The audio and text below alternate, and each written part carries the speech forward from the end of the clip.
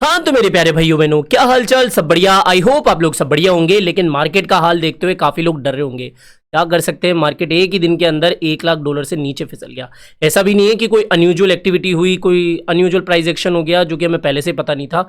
मैंने तो पिछले 5-7 वीडियोस के अंदर आपको अलर्ट करके रखा था, यानी कि लगभग 1 महीना हो चुका था। हमने ये मान के चला था कि भाई साहब 1,10,000 का लोकल टॉप है, इसके बाद में बिटकॉइन लगभग 10-12% तक गिर सकता है। और आपने देख लिया कि बिटकॉइन $1 लाख से नीचे फिसल कर लगभग $98,000 के आसपास पहुंचा।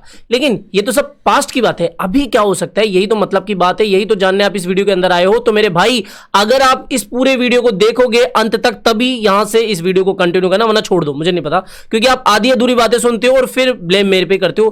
पूरा वीडियो देखा करो, समझ गए? और हाँ, इस वीडियो में दी गई सारी जानकारियां सिर्फ इंफॉर्मेशन के लिए, इसको कोई फाइनेंशियल एडवाइस बिल्कुल भी मत लेना, अपनी रिसर्च जरूर से करना। ओके, बात करते हैं सीधा मुद्दे की कि भैया ऐसा क्या हो गया मार्केट में कि जिसकी वजह से बिटकॉइन 1 लाख से नीचे फिसल कर लगभग $98,000 तक चला गया था। गनीमत यह है कि वापस से रातों रात $1 लाख से ऊपर आ गया। वो अच्छी बात है कि क्लोजिंग सेटिस्फाई हुई है, क्लोजिंग कहीं ना कहीं ठीक ठाक हुई है। पहले तो जिन लोगों को नहीं पता है कि क्या मसला है, क्या मजरा है, हो क्या गया मार्केट को, पहले तो उनको यह समझा दूं कि मार्केट गिर क्यों रहे। ना सिर्फ क्रिप्टो मार्केट बल्कि स्टॉक मार्केट की हालत भी खराब हुए पड़े हैं। देखो, ईरान और इजराइल के बीच में युद्ध जैसे हालात बन चुके थे और लगभग 10-12 दिन अभी इसको हो चुके हैं। इजराइल और ईरान एक दूसरे से क्यों लड़ रहे? क्योंकि ईरान जो है, ईरान अपने देश में क्या कर रहा है कि न्यूक्लियर वेपन बनाने की तैयारी कर रहा है, वो न्यूक्लियर प्रोग्राम चला रहा है। अब वो तो ये बोल रहा है कि हम तो एनर्जी के लिए कर रहे हैं, हम तो इलेक्ट्रिसिटी वगैरह के लिए, लेकिन दुनिया भर को पता है कि ईरान जो है वो न्यूक्लियर वेपन बना रहा है और वो कहीं ना कहीं इजराइल के लिए खतरा हो सकता है। तो इजराइल वाले ये चाहते हैं कि ये ईरान जो है ना वो अपने ये न्यूक्लियर प्रोग्राम को बंद कर दे, लेकिन ईरान वाले भी अपने छाती ठोक के खड़े हैं कि भाई साहब नहीं, हम तो बंद नहीं करेंगे। तो इसी वजह से दोनों देशों के बीच में लड़ाई हो गई है। अब देखो, अगर कोई कंट्री न्यूक्लियर प्रोग्राम बनाता है ना तो सबसे पहले मिर्ची लगती है अमेरिका को, क्योंकि वो चाहता है कि भैया हमारा जो प्रभुत्व है वो दुनिया भर में चलता रहे, हमारे पास ही सबसे ज्यादा न्यूक्लियर वेपन्स बने रहे, या फिर कह सकते हैं कि अमेरिका जो है वो बॉस बनना चाहता है। तो ईरान और इजराइल की जंग के बीच में फिर अमेरिका की एंट्री हुई और अमेरिका वालों ने पहले तो इनको शांति से समझाने की कोशिश करी। डोनाल्ड ट्रंप तो है ही उस्ताद, वो किस तरीके से बातें करते हैं वो आपको पता ही है, एकदम सीधे टोंट में बातें करते हैं। तो उन्होंने पहले तो ये कहा कि साहब देखो, मान जाओ हमारी बात, मान जाओ। फिर ये बातों बातों में मान नहीं रहते, फिर इन्होंने जो डर था ना वो कर भी दिखाया। इन्होंने भेज दिया अपने यहां से सिपाही, मतलब बेसिकली यहां से एयर स्ट्राइक कर दी। और एयर स्ट्राइक जो न्यूक्लियर वेपन वाली साइट थी ना उसके ऊपर हुई थी। ये ध्यान रखना, कोई ऐसे रेजिडेंशियल या फिर कॉमर्शियल कोई कॉम्प्लेक्स या कोई बिल्डिंग के ऊपर नहीं स्ट्राइक हुई थी, ये जो न्यूक्लियर प्रोग्राम वाली जगह थी उसके ऊपर स्ट्राइक की गई थी। और फिर इसके बाद में कहा जा रहा है, जितने मीडिया रिपोर्ट्स मुझे मिली है, जितना मैंने रिसर्च करी है, कि काफी हद तक वो जो न्यूक्लियर प्रोग्राम वाली जगह थी वो डिस्ट्रॉय हो चुकी है। लेकिन जो ईरान के ऑफिशियल से, जो वहां के न्यूज चैनल है, वो बता रहे हैं कि इतना कुछ तहस नहस नहीं हुआ है, काफी हद तक हम बच चुके हैं, या काफी हद तक जो हमारा प्रोग्राम चल रहा था वो सेफ है। अब देखो, इतनी बड़ी चीज होगी, अमेरिका आके इनके देश के अंदर अटैक कर जाए, ये चुप थोड़ी बैठेंगे। फिर इसका जवाब देते हुए ईरान वालों ने क्या करा भाई साहब, इन्होंने कह दिया कि आपको पता हो कि दुनिया भर की जो तेल की सप्लाई है ना उसका 1/5 हिस्सा जो एक कॉरिडोर है हार्मास का, वहां से गुजरता है। तो ईरान वालों का इस पे कंट्रोल है। तो ईरान की पार्लियामेंट ने कल रात को यह डिसीजन लिया कि नहीं, ये जो कॉरिडोर है हार्मास का, इसको हम बंद कर देंगे। अब अगर यहां पर ये कॉरिडोर बंद होगा, ये जो मैप है ना, इस मैप से समझो आप पूरी दुनिया भर की जो 1/5 ऑयल की सप्लाई है वो इस कैनाल के होते हुए जाती है।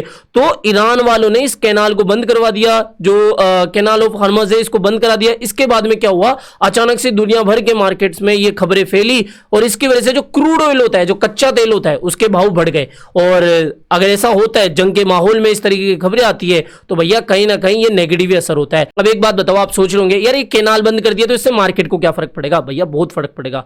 अब ये समझो, अगर 1/5 सप्लाई इस रूट से होती हुई जा रही है, अगर वो रूट ही बंद कर देंगे तो तेल के भाव तो बढ़ेंगे। और इससे क्या होगा, अमेरिका में महंगाई बढ़ेगी। और अभी तक जो चल रहा था ना कि भैया अमेरिका इंटरेस्ट रेट कट कर सकता है, महंगाई कम कर सकती है, तो इसलिए ये जो तेल के भाव बढ़ेंगे इसकी वजह से वहां पे महंगाई बढ़ेगी और इंटरेस्ट रेट कट होने का डिसीजन कहीं ना कहीं फिर डिले हो सकता है। तो बेसिकली इससे जो मार्केट से वो क्रैश हो रहे हैं, समझ में आया? तो बेसिकली ये पूरा पंगा था। इसकी वजह से कल में इसकी वजह से कल क्रिप्टो मार्केट के ऊपर हमें नेगेटिव असर देखने को मिला। लेकिन अभी क्या कर सकते हैं? देखो मैंने आपको पिछले, अच्छा अब जाके देखो तो सही जो मैं बोल रहा हूँ वो सच बात तो है या फिर ऐसे ही हवा में तुक्केबाजी कर रहा हूँ। हमने अपने लास्ट वीडियोस के अंदर डिस्कस करा था कि भाई साहब बिटकॉइन को ये वाला जो ट्रेंड लाइन है ना ये बचा सकता है, $1,00,000 के आसपास का सपोर्ट मिलेगा। और वहां से देखना ये जो ट्रेंड लाइन है आप देख लो कितनी मक्खन तरीके से। यहां पे मेरा अभी क्या मानना है कि बिटकॉइन इतना $1 बिलियन का लिक्विडेशन अगर करा है, इतना डंप मारा है, तो भैया थोड़ी बहुत तो रिकवरी होगी ना। और वो रिकवरी एक्सपेक्टेड है 1,03,000 तक ये जा सकता है। यहां पर एक बात ध्यान रखना, ये जो रिकवरी है ना वो शॉर्ट टर्म में होगी। हाल फिलहाल अभी भी मार्केट में कहीं ना कहीं थोड़ा डर का मंजर बना हुआ है और अल्टीमेटली जो सिमेट्रिकल ट्रायंगल टूटा है इसका टारगेट भी $97,000 के आस, $98,000 का तो लेवल दिखाई दिया। तो ये मान के चलना कि भाई साहब यहां तक का मार्केट हमें मंजर दिखा सकता है। तो ऐसे मत कहना अरे भैया मुझे तो कुछ पता ही नहीं था, ऐसा ना हो जाए, समझे? इस चीज का जरूर से ध्यान रखना कि ये लेवल तक हमें देखने को मिल सकता है, इसका टारगेट यही बन रहा है। लेकिन फिलहाल ऐसी कोई डरने वाली बात नहीं हुई है, $1,00,000 के ऊपर हम निकल के आ गए, ठीक है? तो ये बात हो गई। और एक और चीज, अगर आप लिक्विडेशन हीट मैप के अकॉर्डिंग देखोगे तो फिलहाल मैं क्यों कह रहा हूं कि थोड़ी बाउंस बैक आ सकता है, क्योंकि लिक्विडिटी ऊपर की तरफ बनी हुई है।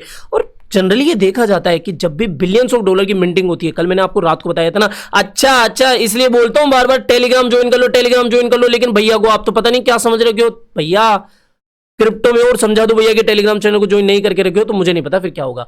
यहां पर जाके देखना, मैंने $2 बिलियन की मिंटिंग के बारे में भी अपडेट दी थी। अच्छा ये जैसे ही अपडेट आई थी ना, ब्रेकिंग न्यूज ईरान इजराइल की या फिर ईरान की ये जो कॉरिडोर बंद करने की, वो अपडेट भी मैंने क्विकली दी थी, समय रहते आपको इसका पता लग गया होगा। तो यहां पर $2 बिलियन की मिंटिंग भी हुई है, साथ ही लिक्विडिटी ऊपर की तरफ भी बन रही है। तो यहां का मतलब क्या है?